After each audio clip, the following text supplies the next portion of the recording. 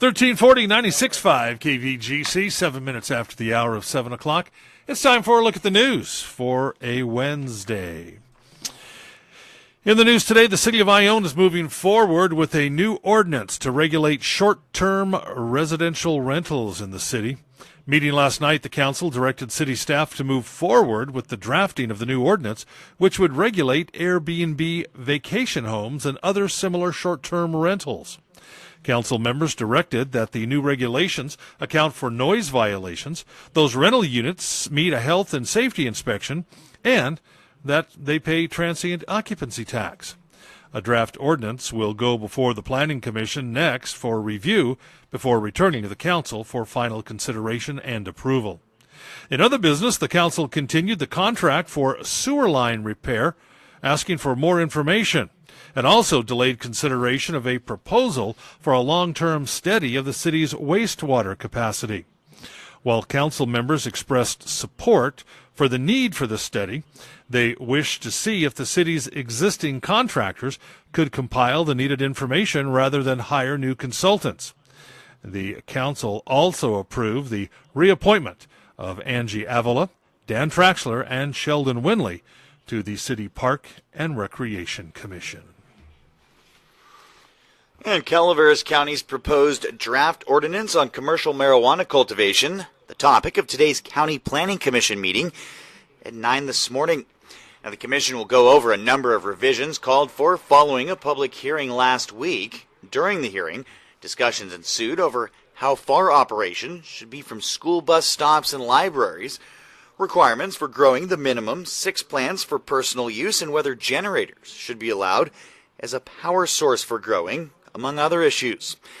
Now, under the new ordinance, the ability to cultivate cannabis for both medical and adult use would allow for an increase in cultivation area and the ability to establish up to 5 cultivation areas on a single parcel. Well, after several hours of making revisions, commissioners directed staff to bring the ordinance back today for further review. Today's meeting will be held in the Board of Supervisors chambers at Government Center in San Andreas, scheduled to start at 9 a.m. And further investigation into a major injury solo vehicle crash early Saturday morning along Highway 26 in Valley Springs indicates the man thought to be behind the wheel and arrested for DUI was not the actual driver.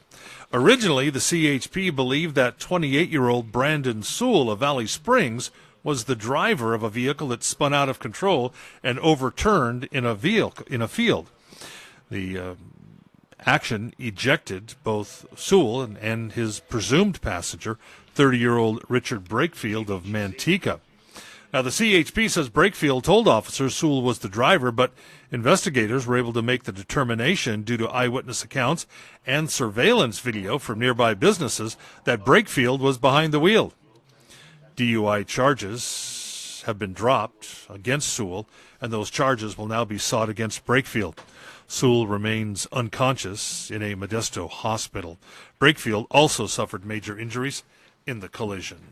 And the second of 3 planned voter consultation workshops to educate Amador County voters on next year's new voting processes will take place tomorrow. These workshops are an important part of the new election process that begins in 2020. The workshop in the Board of Supervisors chambers is scheduled for 1:30 to 2:30 and will address voting accessibility, providing detailed info on how the office will work to increase accessibility and participation of eligible voters with disabilities under the new laws. Now, additional info about the Voters' Choice Act, as well as the rough draft preliminary election administration plan, can be found at the county website, www.amador.vote.